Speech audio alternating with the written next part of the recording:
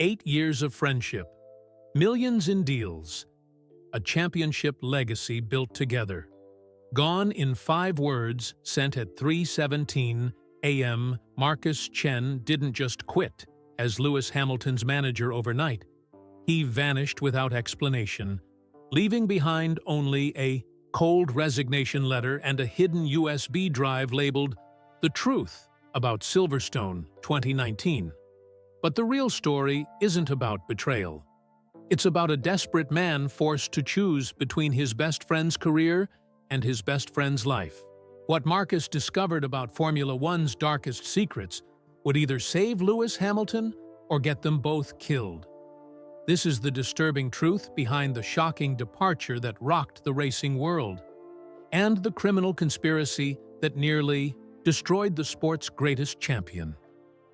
The phone buzzed at 3:17 a.m. Lewis Hamilton rolled over in his Monaco apartment, squinting at the bright screen. The message was from Marcus Chen, his manager and best friend for 8 years. Lewis expected it to be about their morning meeting or maybe a sponsor update. Instead, his blood turned cold. "I quit. Don't try to find me." 5 words that changed everything. Lewis sat up in bed, reading the message 3 more times. This had to be a joke. Marcus loved practical jokes, especially when Lewis got too serious about racing. But the timestamp showed the message was sent at 3:15 a.m. Marcus never stayed up this late unless something was very wrong. He called Marcus immediately.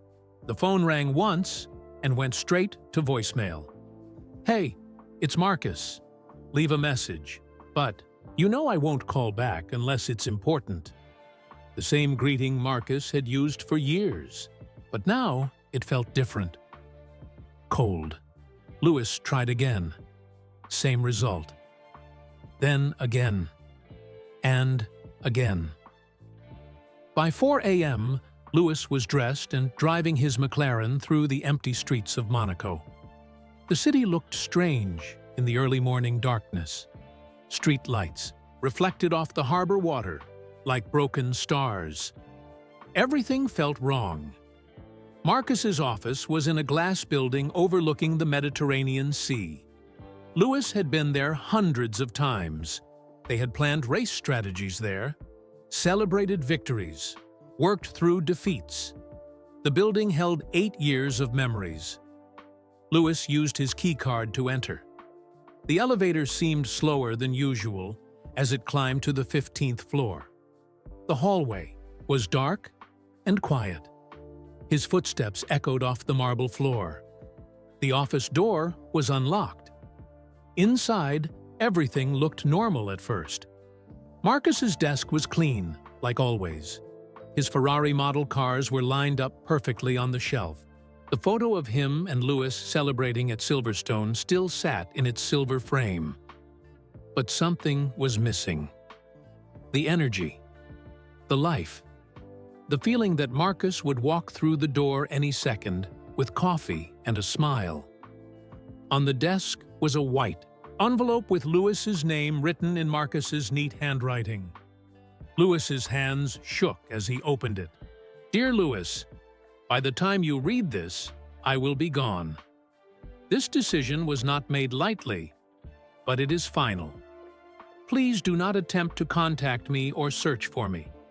Our professional relationship is terminated effective immediately. All contracts and agreements are void. I have forwarded your files to a temporary management company that will handle urgent matters until you find a replacement. I wish you success in your racing career. Regards, Marcus Chen." Lewis read the letter 5 times. The words were like ice. This wasn't the Marcus he knew. The Marcus who had cried when Lewis won his 7th championship. The Marcus who had stayed up all night in the hospital when Lewis crashed in 2019. The Marcus who called him brother and meant it. This letter was from a stranger. Lewis called Marcus's assistant, Patricia. No answer. He called Marcus's brother in London. No answer. He even called Marcus's favorite restaurant in Monaco, thinking maybe this was all some elaborate surprise. Nothing. By 7 a.m., the story was everywhere. Twitter exploded with hashtags like "Where is Marcus?" and "Hamilton Manager." Racing websites ran breaking news alerts. Reporters called Lewis's phone non-stop. Lewis's public relations team went into crisis mode. They released a brief statement. Lewis Hamilton and his management team are handling a private business matter. No further comment at this time. But the questions kept coming. Why did Marcus leave? Was there a fight? Money problems? A scandal? Lewis couldn't answer because he didn't know. The worst part was remembering their last conversation. 3 days ago, they had met at a cafe in Monaco. Marcus was excited about Lewis's upcoming move to Ferrari. They discussed new sponsorship, deals, and charity projects. Marcus had even joked about learning Italian so he could translate for Lewis in interviews. He seemed happy, excited about the future. Nothing felt wrong. Now Lewis wondered if he had missed something. Some sign that Marcus was struggling. Some hint that their friendship was breaking apart. Lewis spent the morning calling everyone who knew Marcus. His ex-girlfriend hadn't heard from him in months. His college friends were shocked by the news. Even his mother in Hong Kong said Marcus hadn't called in weeks. It was like Marcus Chen had simply vanished from the world.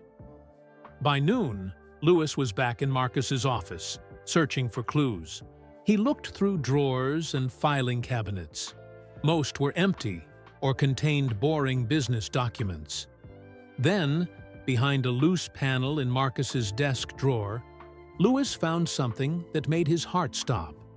A small USB drive with a note attached. The ID, Truth About Silverstone 2019. Lewis's hands trembled as he held the drive. Silverstone 2019 was the race where everything went wrong. His car had mechanical problems. He crashed on lap 43, lost the championship because of that one terrible day. What truth could Marcus possibly have about that race? And why did he hide it like a secret? Lewis stared at the USB drive for 10 long minutes. His mind raced with questions. What did Marcus know about Silverstone 2019? Why hide it? And why leave it for Lewis to find?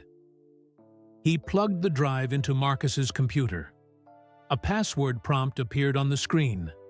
Lewis tried Hamilton. Nothing. He tried Monaco. Nothing. He tried Marcus's birthday, their first race together, even the name of Marcus's childhood dog. Nothing worked. Frustrated, Lewis pocketed the USB drive and left the office. He needed help. Professional help. 2 hours later, Lewis sat across from Sarah Mitchell in a small cafe in central London. Sarah was a former Scotland Yard detective who now worked as a private investigator. She was recommended by Lewis's lawyer as the best person finder in Europe.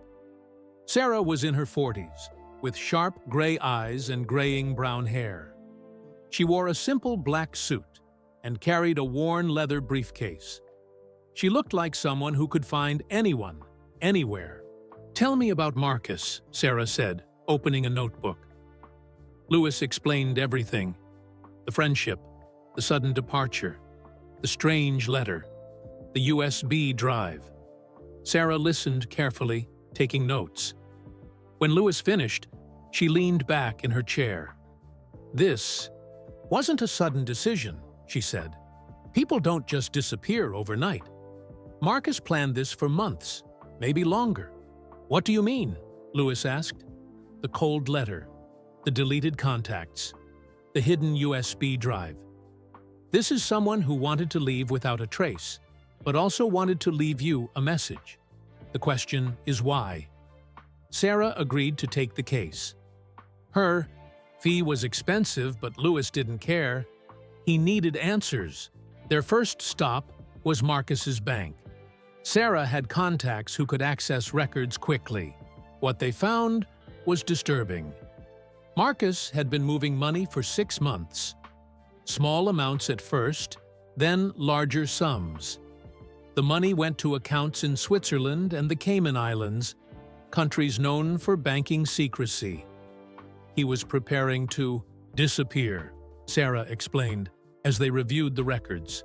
Moving money offshore, setting up new accounts. This takes time and planning. But there was something else. Marcus had been spending money too. Expensive dinners at 5-star restaurants in London and Monaco, always paying for 2 people. But the bank couldn't tell them who the second person was. He was meeting someone regularly, Sarah said. Someone he wanted to impress or keep happy. The next few days were a blur of investigation. Sarah worked her contacts while Lewis tried to focus on racing, but it was impossible. At the Australian Grand Prix, Lewis's practice times were terrible. His mind wasn't on racing. During interviews, reporters asked about Marcus constantly. Lewis gave the same answer every time. It's a private matter. But inside, he was falling apart. Toto Wolff, the Mercedes team principal, called Lewis into his office after practice. "Lewis, we need to talk," Toto said, closing the door. "Something's been bothering me about Marcus." Lewis sat up straight. "What do you mean?" "The last few months, Marcus was asking strange questions about your contracts, your salary details, information that didn't seem related to his job as your manager." "What kind of information?" "Technical data about the car, race strategies, even your medical records from the team doctors. When I asked why he needed it, he said it was for insurance purposes." Lewis felt sick. Why would Marcus need that information? And why didn't he ask Lewis directly? "There's more," Toto continued. "Marcus requested access to our computer systems. He said he wanted to better understand the team's operations. I said no, but he kept asking." That evening, Lewis met Sarah at Marcus's London apartment. They had gotten permission from the landlord to check on the property. The apartment looked normal at first. Clean, organized, very much like Marcus. But Sarah noticed something immediately. "Where are the personal photos?" she asked. Lewis looked around. She was right. Marcus loved taking pictures. His old apartment was covered with photos of friends, family, racing victories. This apartment had none. "It's like he was already erasing his old life," Sarah said. They searched carefully. In the bedroom, Sarah found something under a loose floorboard. Marcus's personal laptop. Why would he hide this here? Lewis wondered. Sarah powered it on. Like the USB drive, it required a password. But Sarah had tools for this. After 20 minutes of work, she cracked the security. The laptop contained files that made Lewis's blood run cold. Encrypted documents with code names. Financial records showing payments to Marcus from unknown sources. And most disturbing of all, recorded phone calls. Sarah played one of the recordings. Marcus's voice was clear, but he was talking to someone with a thick accent. The Hamilton. "Information is accurate," Marcus said on the recording. "His race strategy for Monaco is confirmed. The medical data shows no current injuries." The other voice responded, "Excellent. The payment will be transferred tomorrow. Remember, no one can know about Project Blackout." Lewis felt like he might be sick. His best friend had been selling information about him. But to whom? And why? Sarah continued searching the files. She found more recordings, all from the past year. Marcus discussing Lewis's health, his race plans, even personal problems Lewis had shared in confidence. Who is he talking to? Lewis asked. Sarah isolated the other voice and ran it through recognition software. After several minutes, she had an answer that made everything worse. "The accent is Russian," she said, "and based on the speech patterns, this person has connections to organized crime." Lewis stared at the laptop screen. His trusted friend hadn't just betrayed him. Marcus had been working with criminals, but the biggest shock came in the final recording, dated just 1 week ago. Marcus's voice was shaking with fear. "I want out. I can't do this anymore. Lewis doesn't deserve this." The Russian voice was cold. "You know too much to quit, Marcus. Keep providing information, or we'll make sure both you and Hamilton never race again." Lewis grabbed Sarah's arm. "They threatened to kill us." Sarah nodded grimly. "And now Marcus has disappeared. Either he's running from them or—" She didn't finish the sentence, but Lewis understood. Either Marcus was hiding from dangerous criminals, or he was already dead. The laptop suddenly rang with an incoming call. Sarah and Lewis froze.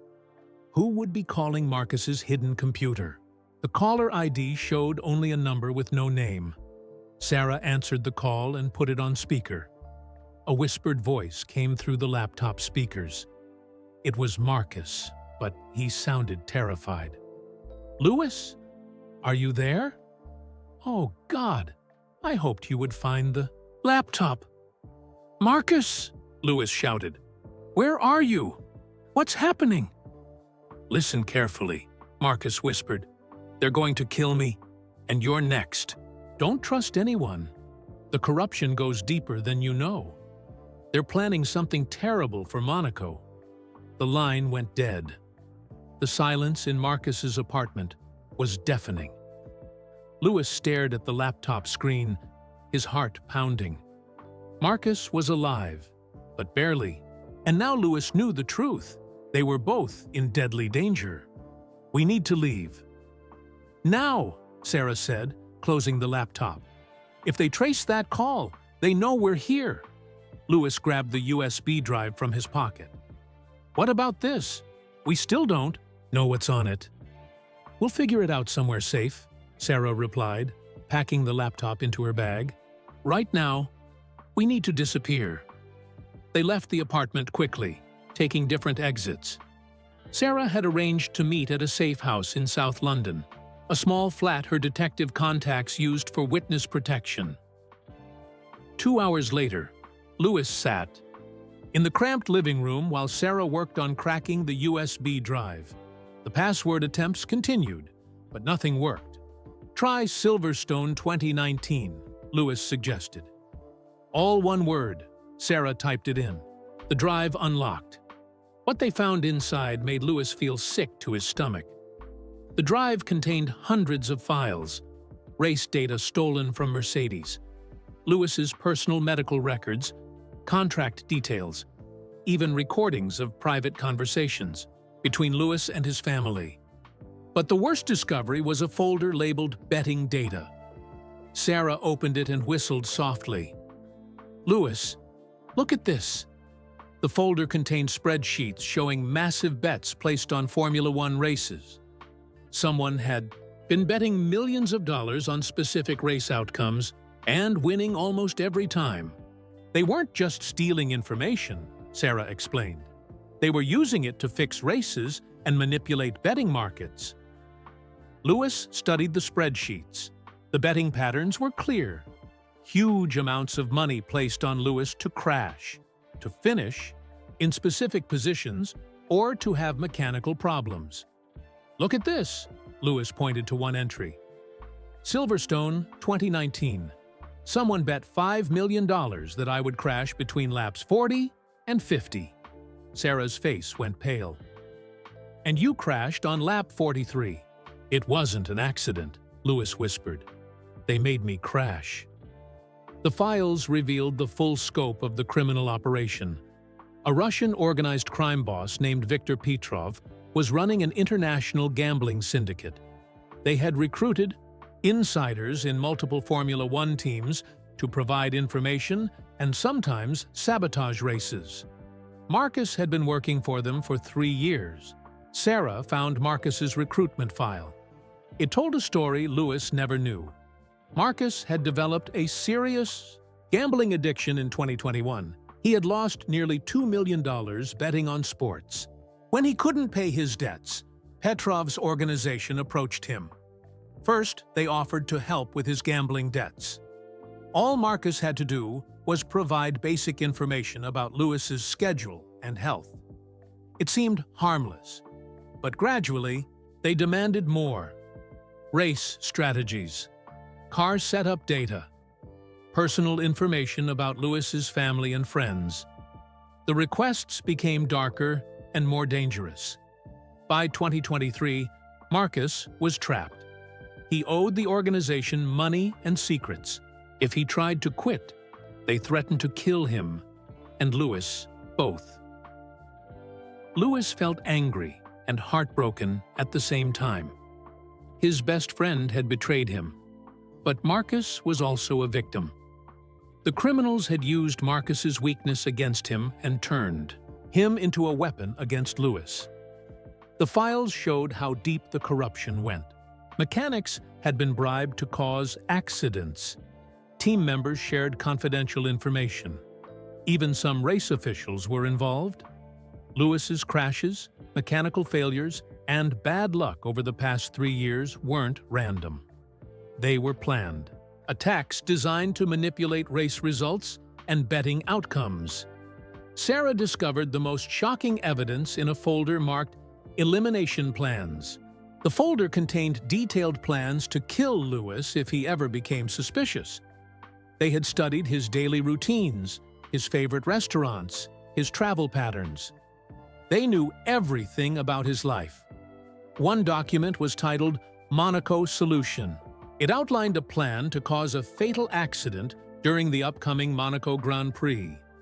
The accident would look like a racing incident, but it would be carefully orchestrated murder. "They're going to kill me at Monaco," Lewis said quietly. "Not if we stop them first," Sarah replied, "but we need more evidence, and we need to find Marcus before they silence him permanently." Sarah's phone rang. The caller ID showed her contact at Scotland Yard. "Sarah, we traced that call you asked about," the detective said. "It came from somewhere in Eastern Europe. Montenegro, we think. But the signal bounced through multiple countries, so we can't be exact." After hanging up, Sarah looked at Lewis with worry. "Montenegro is where Petrov has his main operations. If Marcus is there, he's in the heart of enemy territory." Lewis felt helpless. His friend was trapped in another country, surrounded by killers, and Lewis himself was marked for death. "We need to go to the authorities," Lewis said. "The police, the FIA, someone who can stop this." Sarah shook her head. "We don't know how deep this goes. Petrov has people everywhere. If we go to the wrong person, we could be signing our death warrant." That evening, Lewis returned to his Monaco apartment under heavy security. Sarah had arranged for bodyguards, former military men who specialized in protecting people from organized crime. Lewis tried to eat dinner, but the food tasted like cardboard. Every sound made him jump. Every shadow looked like a threat. His phone buzzed with a text message from an unknown number. "Stop digging or join your friend in Montenegro. We know where you sleep." Lewis showed the message to his head of security, a tough former SAS soldier named David. "They're watching you," David said grimly. "Probably have been for months. We need to change your routine completely." Lewis realized his entire life had been a lie. The criminals knew his every move, his every secret. They had been controlling his career from the shadows, deciding when he won and when he lost. The worst part was knowing that Marcus had been forced to help them. Lewis wanted to hate his friend, but he couldn't. Marcus had been trapped in an impossible situation. Late that night, Louis stood on his apartment balcony looking out at the Mediterranean. The water was black and calm, but Louis felt like he was drowning. His phone rang. Sarah's name appeared on the screen. "Louis, we have a problem," she said urgently. "I just got word from my contacts. 3 other Formula One drivers have reported similar situations. Trusted team members who suddenly disappeared. Strange betting patterns around their races." "How many drivers are involved?" Louis asked. "We don't know yet. But this is bigger than just you and Marcus. Petrov's organization has been infiltrating Formula One for years." Louis felt a chill run down his spine. The sport he loved, the competition he had dedicated his life to, was corrupted from within. "There's something else," Sarah continued. "My source at Interpol says Petrov is planning something big for the Monaco Grand Prix weekend. Something that will make him millions and send a message to anyone who tries to oppose him." Louis gripped the phone tighter. "What kind of message?" "The Taitu kind that involves body bags," Sarah said quietly. "Louis, I don't think you should race at Monaco. It's too dangerous." Louis looked out at the harbor where the Monaco Grand Prix circuit would come alive in just 2 weeks. Somewhere out there, killers were planning his death. But running away meant letting them win. It meant abandoning Marcus and allowing the corruption to continue. "I'm racing at Monaco," Louis said firmly. "But first, we're going to save Marcus and destroy Petrov's organization." "How?" Sarah asked. Louis's jaw tightened with determination. "By beating them at their own game." As he hung up the phone, Louis didn't notice the red laser dot that briefly appeared on the wall behind him, or the figure watching his apartment through a sniper scope from a building across the harbor. The sniper held Louis in his crosshairs for 10 seconds, then slowly lowered the rifle. The orders were clear. Watch and intimidate, but don't kill. Not yet. Viktor Petrov wanted Louis alive until after Monaco. Louis walked back inside his apartment, unaware of how close death had come. He poured himself a glass of water with shaking hands. The weight of everything was crushing him. His phone buzzed again. This time, it was Marcus calling from a different number. "Louis, thank God," Marcus whispered. His voice was weak and scared. "I only have a minute before they find this phone." "Marcus, where are you? We're going to get you out." "Listen carefully. They're planning to fix the Monaco Grand Prix. The accident they have planned for you, it's during the pit stops on lap 43. They have someone inside your team." The line crackled with static. Louis could hear voices in the background speaking Russian. "Who is it? Who's the traitor in my team?" "I don't know. They kept that from me." "But Louis, there's something else. The USB drive you found. It's not everything. I have more evidence hidden in." The call cut off abruptly. Louis immediately called Sarah. "Marcus just called again. He says there's someone inside my Mercedes team working for Petrov." "That makes sense," Sarah replied. "They would need inside help to sabotage your car. But we can't trust anyone on your team now." The next morning, Louis met Sarah at a secure location, a private hangar at Nice Airport. She had spent the night analyzing the evidence and making international contacts. "I've been in touch with Interpol and the FBI," Sarah explained. "They're very interested in Petrov's organization, but they need more evidence before they can act." She spread photos across a table. "These are Petrov's known associates. Any of them look familiar?" Louis studied the faces carefully. Most were strangers, but one photo made him freeze. It was a man in his 30s with dark hair and cold eyes. "I've seen him," Louis said. "He was at the Mercedes factory last month. Said he was a new consultant on aerodynamics." Sarah's eyes widened. "That's Dmitry Volkov. He's Petrov's top enforcer. If he's been at Mercedes, then the corruption goes to the very top of your team. Lewis felt sick.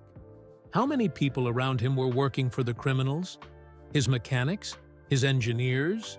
Even Toto Wolff? We need to be very careful about who we trust, Sarah warned. Petrov has people everywhere. They drove to a safe house in the French countryside. Sarah had arranged for a team of specialists to help. A computer expert who could trace digital communications. A financial investigator who could follow money, trails, and a former Special Forces soldier who understood criminal organizations.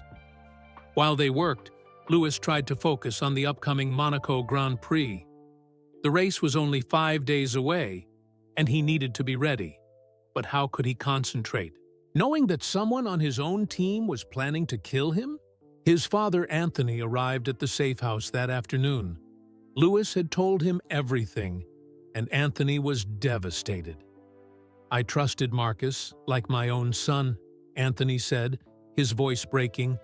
"He ate dinner at our house. He spent Christmas with us. How could he betray you like this?" "He didn't have a choice, Dad," Lewis replied. "They threatened to kill both of us if he didn't cooperate. In a way, he was protecting me by giving them information instead of letting them just murder me outright."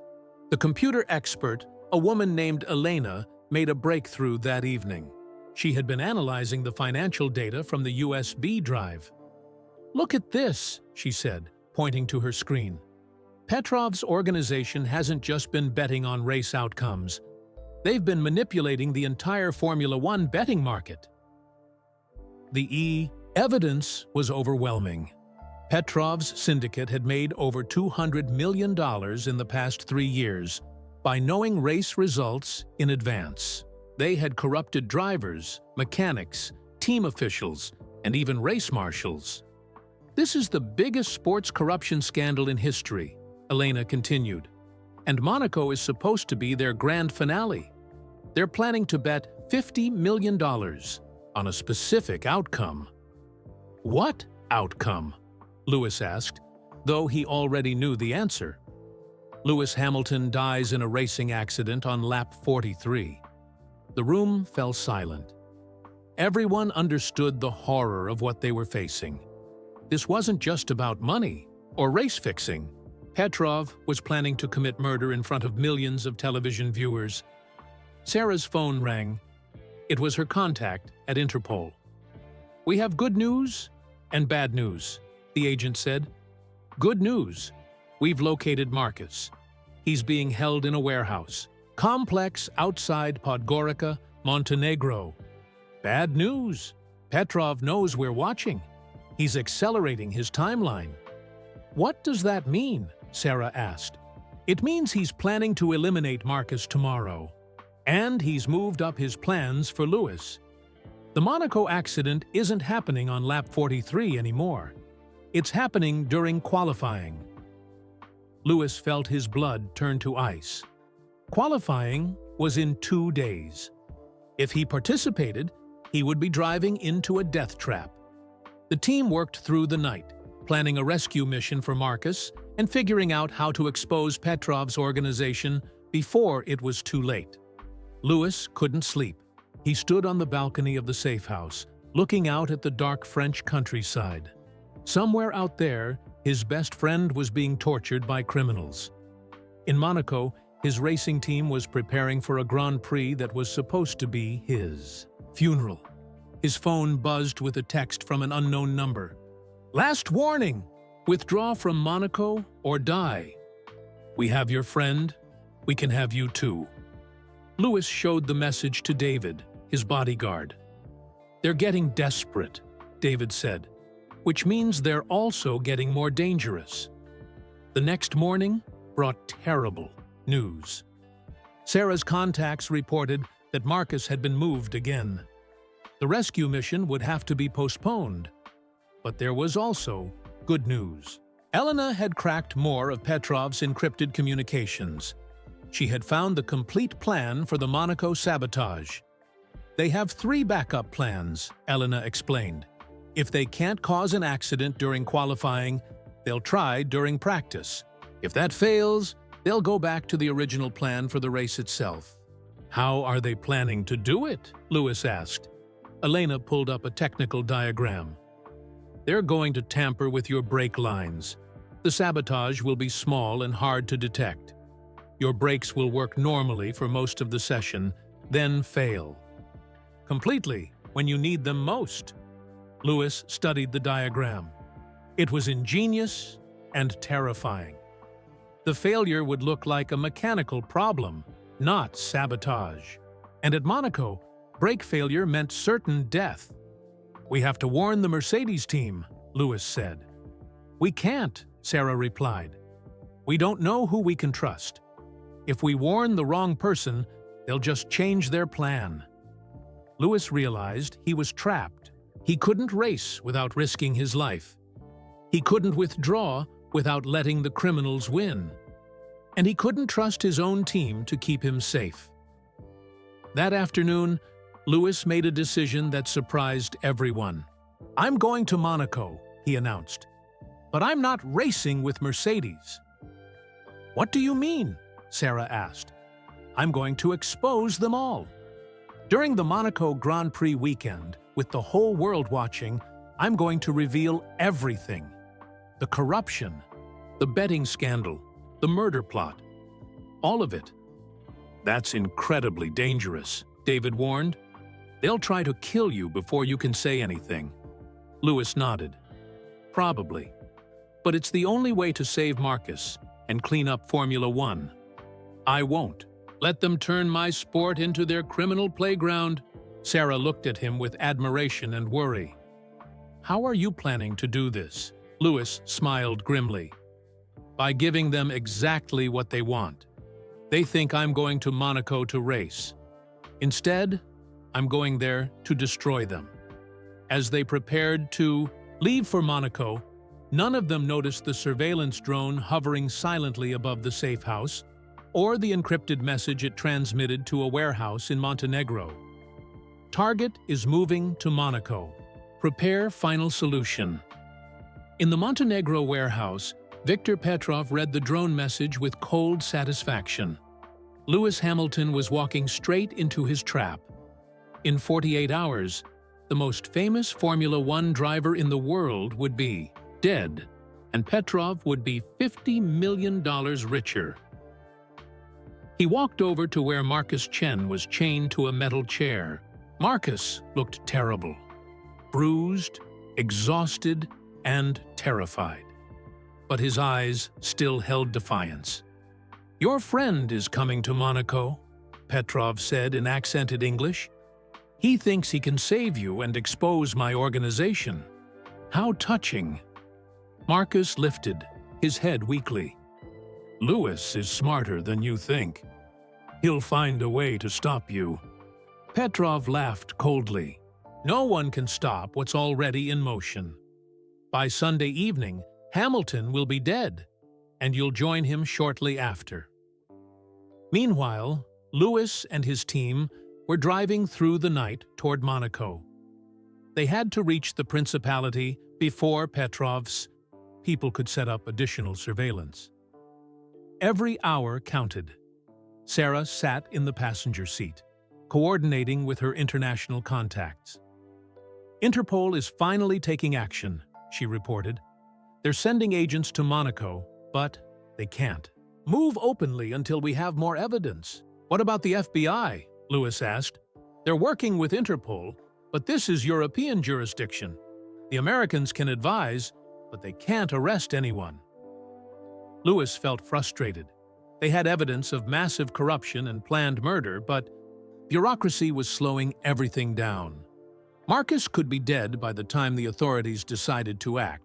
Elena, the computer expert, was working on her laptop in the back seat. "I've been monitoring Petrov's communications," she said. "They're definitely planning something big for Monaco weekend. Multiple teams of operatives are converging on the city." "How many people are we dealing with?" David, the bodyguard, asked. "At least 20 professionals, ex-military mostly. They're not just planning to kill Lewis, they're preparing for a war." They reached Monaco at dawn on Thursday. The city was already buzzing with Formula One excitement. Fans were arriving, teams were setting up their garages, and media crews were preparing for the most glamorous race on the calendar. Lewis felt sick seeing the normal preparations. In less than 72 hours, this beautiful city was supposed to become the scene of his murder. They established a new base of operations in a rented villa high in the hills above Monaco. From there, they could see the harbor where the Monaco circuit would come alive in just 2 days. Lewis's phone rang constantly with calls from Mercedes team management, media representatives, and sponsors. Everyone wanted to know where he was and why he wasn't at the official team meetings. "I can't keep avoiding them," Lewis told Sarah. "If I don't show up soon, they'll withdraw me from the race officially." "Maybe that's for the best," Sarah replied. "If you're not in the race, they can't kill you during it." But then Marcus dies, and Petrov's organization continues. Other drivers will be targeted. The corruption will spread. Lewis made a difficult decision. He would attend the mandatory driver briefing on Friday morning, but with heavy security. It was risky, but necessary to maintain his cover. Friday morning arrived gray and rainy. Lewis drove to the Monaco circuit in an armored car with Davide and 2 other bodyguards. The familiar sights of the Formula One paddock felt strange and threatening now. In the Mercedes garage, Lewis was greeted by suspicious looks from team members. Word had spread about his absence from team meetings. Some people seemed genuinely concerned about him. Others watched him with cold, calculating eyes. Toto Wolff pulled Lewis aside immediately. "Where have you been? The whole team is worried, sick. And what's this nonsense I'm hearing about Marcus being involved with criminals?" Lewis studied Toto's face carefully. His team principal seemed genuinely confused and concerned. But Lewis couldn't take any chances. "I can't explain everything right now," Lewis said, "but I need you to trust me. There are people in this paddock who want to hurt me." "That's ridiculous," Toto replied. "This is Formula One, not some spy movie." Lewis wished he could believe that, but the evidence was overwhelming. His sport had been infected by organized crime. During the driver briefing, Lewis sat next to other drivers he had known for years. Max Verstappen, Charles Leclerc, Lando Norris. They all seemed normal. But Elena's research showed that at least 3 other drivers had been targeted by corruption scandals. Lewis wondered which of his colleagues knew about the criminal infiltration. Were any of them involved, or were they all potential victims? The briefing covered the usual safety procedures and rule changes. Lewis tried to pay attention, but his mind was elsewhere. Somewhere in this room could be the person planning to kill him. After the briefing, Lewis was approached by James Morrison, a Mercedes mechanic he had known for 5 years. James seemed nervous. "Lewis, can I talk to you privately?" James asked. They walked to a quiet corner of the paddock. James looked around carefully before speaking. "I've been hearing strange things," James whispered. "People talking about betting odds, secret meetings. Something doesn't feel right." Lewis's heart raced. Was James trying to warn him, or was this part of the trap? "What kind of strange things?" Lewis asked carefully. "Yesterday, I saw one of our engineers meeting with a man I didn't recognize. They were looking at brake system diagrams. When they saw me, they quickly put the papers away." Lewis felt a chill. The brake sabotage plan Elena had discovered. "Which engineer?" Lewis asked. James hesitated. "I don't want to get anyone in trouble if I'm wrong." "James, this is important. Lives could be at stake." It was Tom Bradley from the brake systems team. "But Lewis, Tom's been with Mercedes for 8 years. He's a good guy." Lewis knew Tom Bradley well. He seemed trustworthy and professional. But Petrov's organization was expert at recruitment and blackmail. Anyone could be turned. "Thank you for telling me," Lewis said. "But James, be very careful who you talk to about this, and stay away from Tom Bradley until this is over." James nodded, looking scared. "Lewis, what's really going on? The whole paddock feels different this weekend, tense, like something bad is about to happen." Lewis wanted to tell him everything, but he couldn't risk it. "Just trust me, and be careful." That afternoon, Elena made a breakthrough. She had intercepted communications between Petrov's operatives in Monaco. "They're planning to grab Marcus during the rescue attempt," she reported. "It's a trap. They want us to try to save him so they can eliminate all the witnesses at once." Lewis felt devastated. Every option seemed to lead to disaster. Sarah had been quiet for most of the day, working her phone contacts. Finally, she had news. "I've been talking to a friend at MI6, she said. "The British government is very interested in this case. Petrov's organization has been on their radar for years. Can they help?" Lewis asked. "Maybe. But they need something from us first. They want Lewis to go through with qualifying tomorrow, but wearing a wire. They need recorded evidence of the sabotage." "Attempt," David immediately objected. "That's suicide. If they detect the wire, they'll kill him on the spot." "The wire will be undetectable," Sarah explained, "and we'll have backup teams ready to intervene." Lewis considered the proposal.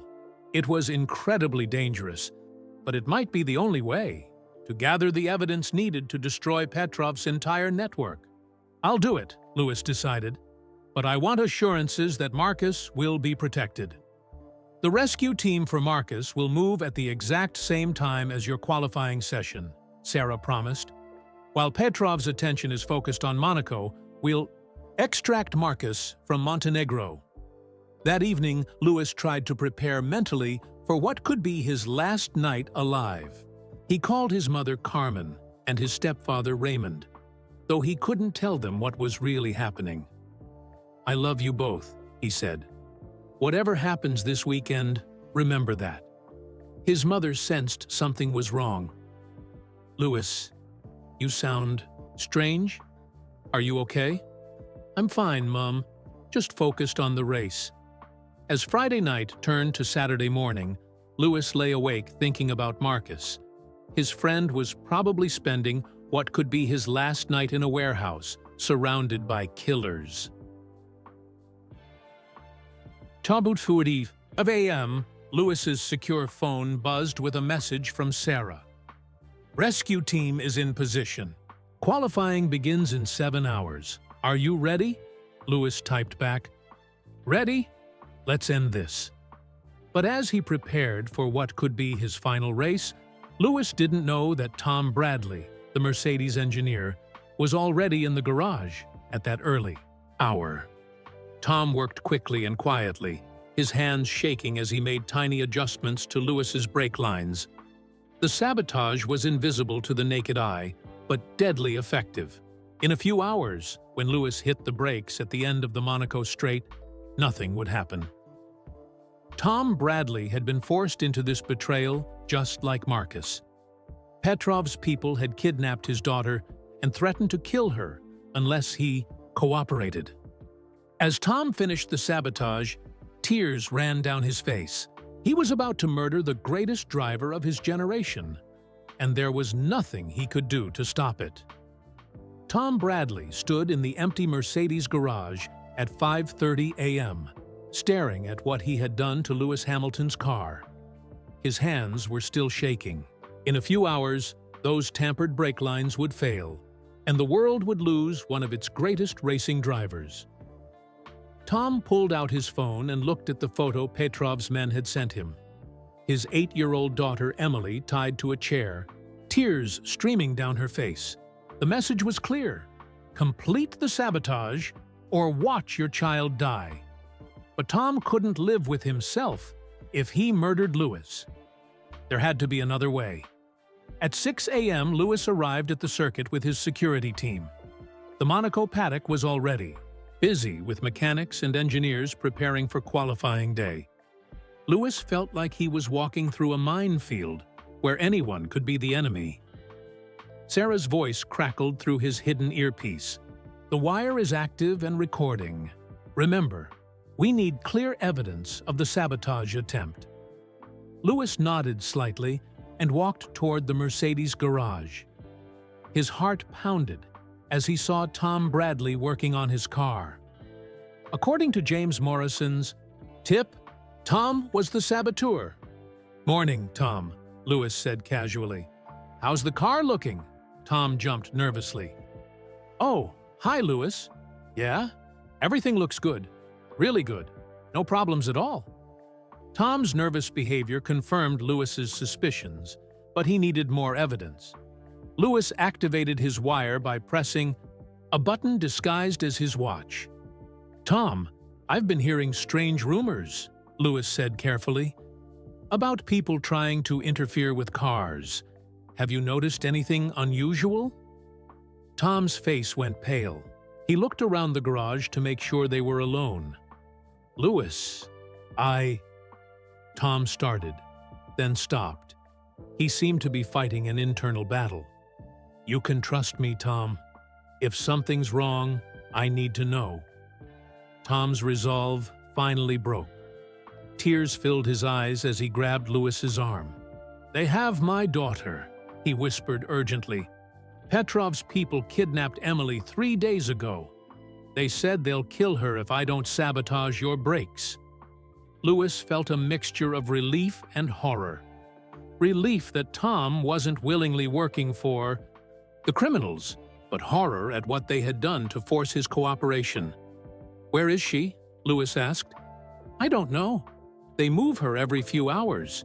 They send me photos to prove she's alive, but she looks so scared." Tom was crying now.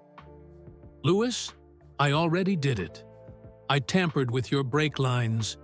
When you hit the brakes hard during qualifying, they'll fail completely." Lewis's blood ran cold, but he kept his voice calm. "Show me exactly what you did." Tom led Lewis to the brake system. With trembling hands, he pointed to nearly invisible cuts in the brake lines. "I weakened them here and here," Tom explained. "They'll hold for normal driving, but under heavy braking pressure, they'll burst. You'll have no stopping power at all." Lewis studied the sabotage. It was expertly done, impossible to detect without close inspection. At Monaco, brake failure meant certain death. The barriers were too close, the speeds too high. "Tom, we're going to fix this," Lewis said firmly. "And we're going to get Emily back." Through his earpiece, Lewis heard Sarah's voice. "We got it all recorded. That's enough evidence to arrest Petrov's entire network." But Lewis wasn't thinking about evidence anymore. He was thinking about a terrified 8-year-old girl who needed rescuing. "Tom, I need you to trust me," Lewis said. "Can you fix the brake lines without anyone noticing?" "Yes, but what about Emily? If they realize I didn't go through with it, they'll kill her." "They're not going to realize anything. We're going to make them think the sabotage worked." Lewis quickly explained his plan. During qualifying, he would simulate brake failure at a safe part of the track. The crash would look real, but Lewis would walk away unharmed. Meanwhile, Sarah's team would use the distraction to rescue Emily. Tom looked hopeful for the first time in days. "You would risk your career to save my daughter?" "Tom, this is bigger than racing. This is about stopping monsters who hurt innocent children." As Tom worked to repair the brake lines, Lewis coordinated with Sarah through his earpiece. The Montenegro rescue team was ready to extract Marcus. MI6 had arrest teams positioned around Monaco. Everything depended on perfect timing. At 9 a.m., qualifying was scheduled to begin. Lewis sat in his car, knowing that dozens of Petrov's operatives were watching from around the circuit. They expected to see him die in the next hour, but Lewis had one more surprise planned. He had arranged for a live television interview just before qualifying began. When the cameras rolled, Lewis looked directly into the lens and spoke to the world. "Before I get in my car today, I have something important to tell everyone," Lewis began. "For the past 3 years, my sport has been corrupted by organized crime." The interviewer looked shocked. Around the paddock, people stopped what they were doing to watch. Lewis continued, "A Russian criminal named Viktor Petrov has been fixing Formula One races through bribery, blackmail, and violence. He has kidnapped children to force good people into helping him. He bet millions of dollars on racing outcomes he controlled through sabotage and intimidation." Television producers around the world realized they were witnessing the biggest sports scandal in history. The interview was immediately broadcast live on every major network. "Today, Petrov's organization planned to murder me during qualifying," Lewis revealed. "They forced a Mercedes engineer to sabotage my car by kidnapping his 8-year-old daughter. But their plan has failed, because good people are stronger than evil ones." Across Monaco, Petrov's operatives panicked as they realized their entire operation had been exposed. Some tried to flee the country immediately. Others prepared for a violent confrontation. In Montenegro, the rescue team stormed the warehouse where Marcus was held. They found him weak but alive, along with Tom Bradley's daughter Emily. Both hostages were evacuated to safety within minutes. Back at Monaco, Lewis finished his interview and climbed into his race car. The brake lines were now properly repaired, but he still planned to stage a fake accident to complete the deception. As Lewis drove out for qualifying, Sarah's voice came through his earpiece. "Marcus is safe. Emily is safe. Arrest teams are moving on Petrov's people across Europe. You did it, Lewis." But the operation wasn't over yet. Lewis needed to complete his fake crash to maintain the illusion until all of the Petrov's operatives were captured. Lewis drove several fast laps, building up to his planned accident. On lap 6, approaching the chicane, he slammed on his brakes and deliberately spun the car into the barriers. The crash looked dramatic, but was carefully controlled. Lewis climbed out of the car, appearing shaken but uninjured. Medical teams rushed to check on him while television commentators speculated about brake failure. Around the Monaco circuit, arrest teams moved simultaneously. 23 of Petrov's operatives were captured within minutes. The criminal network that had terrorized Formula One for 3 years was finally destroyed. 3 hours later, Lewis sat in a secure location with Sarah, Marcus, and Tom Bradley. Emily Bradley clung to her father, safe but traumatized by her ordeal. "I can never repay you," Tom said to Lewis. "You saved my daughter's life." "You don't need to repay me," Lewis replied. "You were protecting your child. Any father would have done the same thing." Marcus looked terrible after his captivity, but his eyes were clear. "Lewis, I need you to know, everything I did was to protect you. When they first recruited me, I thought I could control the situation. By the time I realized how dangerous they were, it was too late to get out safely." Lewis put his hand on his friend's shoulder. "I know, Marcus. I understand. Now, the resignation letter, the cold behavior. It was all an act," Marcus continued. "I had to make them believe I truly didn't care about you anymore.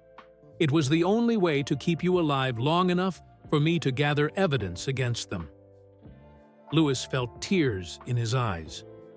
His best friend had sacrificed everything, his reputation, their friendship, his freedom, to save Lewis's life.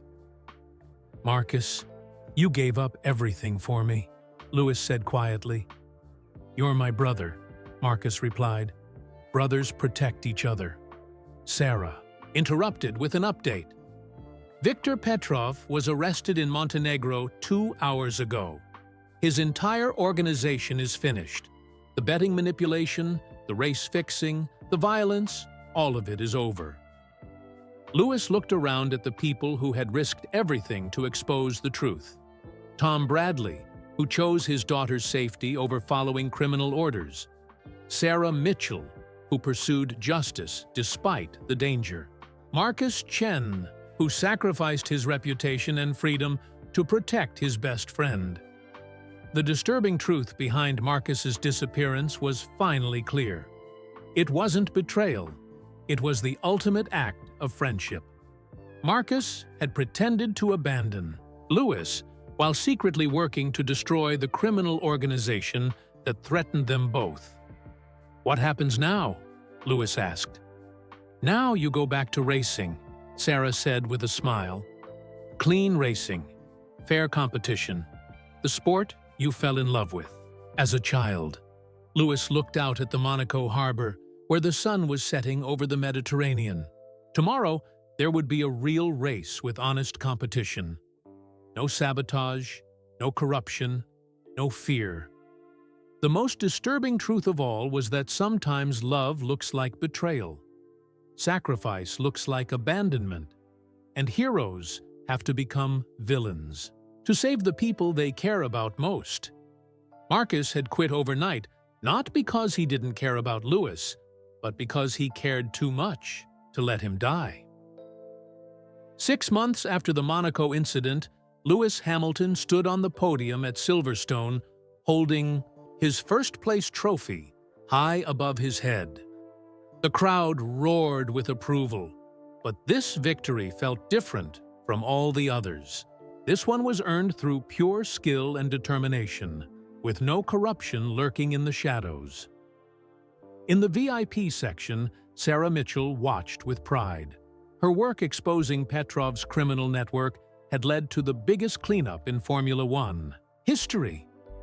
She now ran a successful sports security consulting firm, with Lewis as her first and most important client. The legal proceedings had taken months, but justice was finally served. Viktor Petrov received a life sentence in prison. 26 members of his organization were convicted and imprisoned across 8 countries.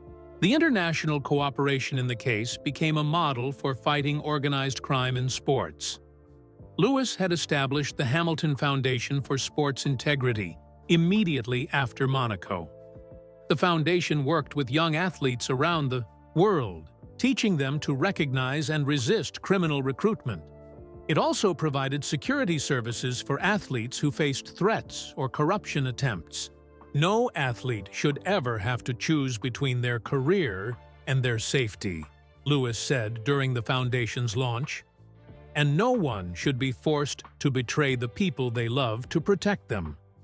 Marcus Chen was slowly rebuilding his life. He had testified against Petrov's organization in courts across Europe, helping prosecutors understand exactly how the criminal network operated. His courage in exposing the truth had protected dozens of other athletes from similar targeting, but the friendship between Lewis and Marcus would never be the same. The betrayal was forgiven, but the trust was broken beyond repair. They spoke occasionally through Sarah. Brief conversations focused on the ongoing legal cases and nothing more. Marcus had moved to a small town in Canada, living under a new identity provided by Witness Protection Services. He worked as a mechanic at a local garage, finding peace in simple, honest work. The high-pressure world of Formula One management felt like a lifetime ago. Sometimes, late at night, Marcus would write letters to Lewis that he never sent. In them, he tried to explain the impossible choices he had faced, the sleepless nights spent planning Lewis's protection, the agony of watching his best friend suffer while being unable to explain why. Lewis understood intellectually that Marcus had saved his life, but emotionally, the wound was still too deep. Trust, once broken, was the hardest thing to rebuild. Tom Bradley had returned to work at Mercedes, but everything was different now. The team had implemented extensive new security protocols. Background checks were more thorough. Financial monitoring systems tracked any unusual activity by team members. Emily Bradley was receiving counseling to help her recover from the kidnapping trauma. She was a strong little girl, but the experience had changed her. Tom watched her carefully, grateful every day that she was safe, but knowing the fear would never completely leave either of them. "Daddy, will the bad men ever come back?" Emily asked one evening as Tom tucked her into bed. "No, sweetheart," Tom replied, though he knew he could never be completely certain. "The police caught all of them, and Lewis Hamilton made sure they can never hurt anyone again." Emily smiled. "Lewis is a hero, isn't he?" "Yes," Tom said softly. "He really is." Lewis's racing had reached new heights since Monaco. Free from sabotage and manipulation, his natural talent shone brighter than ever. He had won 4 races in the 6 months since exposing Petrov's network, and his move to Ferrari was proceeding smoothly. But the victories felt different now. Lewis raced with a deeper understanding of how precious and fragile honest competition really was. Every clean overtake, every fair battle with rivals, every genuine celebration felt like a gift. The Formula One community had rallied around Lewis after his revelations. Competitors who had been rivals for years expressed admiration for his courage. Even Max Verstappen, his fiercest competitor, had publicly thanked Lewis for cleaning up their sport. What Lewis did at Monaco took more courage than any race win, Max had said in an interview. He risked everything to protect all of us. The sport itself had changed dramatically. The FIA implemented new oversight systems to prevent criminal infiltration. Teams were required to report any suspicious approaches or unusual requests for information. Betting monitoring systems tracked unusual patterns that might indicate race fixing. Sarah's security firm had contracts with 12 Formula One teams and 30 other major sports organizations worldwide. The Monaco case had established her as the leading expert on sports crime prevention. The truth is, criminals target sports because athletes are often young, trusting, and focused on performance rather than security, Sarah explained to a conference of sports officials. "Our job is to protect them without destroying the joy and passion that makes sports special." Lewis found himself thinking about Marcus often, especially during quiet moments between races. He understood now that his friend had faced an impossible choice: watch Lewis die or appear to betray him while secretly working to save his life. Marcus had chosen the harder path, knowing it would cost him everything he valued most. Their friendship, his reputation, his career, all sacrificed to keep Lewis alive long enough to expose the truth. The realization brought Lewis both gratitude and sadness. Gratitude for being alive, sadness for the friendship that could never be fully repaired. On the anniversary of the Monaco incident, Lewis received a simple email from an encrypted address he recognized as Marcus's. The message contained only a few words. "Watching you win at Silverstone today. So proud. Stay safe, brother." Lewis read the message 3 times, then deleted it. But he kept the words in his heart. That evening, Lewis called his father Anthony. They talked about racing, about family, about the future. But mostly, they talked about the importance of surrounding yourself with people who would sacrifice anything to keep you safe. Marcus made an impossible choice, Anthony said. He chose your life over your friendship. That's not betrayal, son. That's love. Lewis was beginning to understand that the most disturbing truth of all wasn't about corruption or conspiracy. It was about the terrible things good people sometimes have to do to protect the ones they love. As the Formula One season continued, Lewis raced with a new appreciation for every honest battle, every fair result, every genuine moment of competition. The sport he had loved since childhood was clean again, and he had played a part in making it that way. Young drivers approached Lewis at every race, thanking him for his courage and asking for advice. He always told them the same thing. Trust the right people, but verify everything. And remember that real friends will sacrifice anything to keep you safe, even if it looks like betrayal. The Hamilton Foundation grew rapidly, helping athletes in dozens of sports recognize and resist criminal recruitment. Lewis personally funded training programs that taught sports professionals how to spot corruption attempts and report them safely. 1 year after Monaco, Lewis visited the memorial garden he had created for victims of sports corruption. The garden was located near the Mercedes factory in England, with plaques honoring athletes who had died or been harmed by criminal infiltration of their sports. In the center of the garden was a simple bench with an inscription, "For those who sacrifice everything to protect others, even when their sacrifice is misunderstood." Lewis sat on the bench and thought about Marcus, working quietly in his Canadian garage, living with the knowledge that he had saved his best friend's life at the cost of their friendship. The disturbing truth wasn't that Marcus had quit overnight. The disturbing truth was why he had to quit. Because sometimes love requires the ultimate sacrifice, and heroes don't always get to remain in the lives they save. Lewis pulled out his phone and typed a message to Marcus's secure email.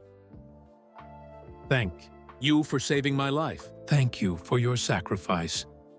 I understand now, and I forgive everything. You'll always be my brother." He sent the message and sat quietly in the garden, finally at peace with the truth. Somewhere in Canada, Marcus Chen read the message and smiled through his tears. For the first time in over a year, he felt like he could breathe freely. The friendship was changed forever, but the love remained. And sometimes, Lewis realized, that had to be enough. Lewis stood up from the bench and walked back toward his car. Tomorrow, there would be another race, another chance to compete fairly and honestly. The sport was clean, the future was bright, and the people he loved were safe. The most disturbing truth had become the most beautiful truth, that real love sometimes requires impossible choices, and heroes come in forms we don't always recognize. Marcus had quit overnight, not because he didn't care about Lewis, but because he cared so much that he was willing to lose everything to save his friend's life. And in the end, that kind of love was worth any sacrifice. We'd love to know where you're listening from. Drop a comment below and tell us your city or country. It's amazing to connect with viewers from all around the world. If this story moved you or kept you on the edge of your seat, please give this video a thumbs up and subscribe to our channel for more fascinating, emotional, and thought-provoking stories like this one. We bring you real-life dramas, inspiring tales of courage, and stories that remind us what it truly means to be human. Don't forget to share this video with your friends and family. Stories like this help spread kindness and awareness about the unique, complex choices people face in life. Sometimes understanding someone's actions requires knowing the whole truth, and that understanding can change everything. Thank you for joining us on this emotional journey. Until next time, Remember that heroes don't always look the way we expect them to.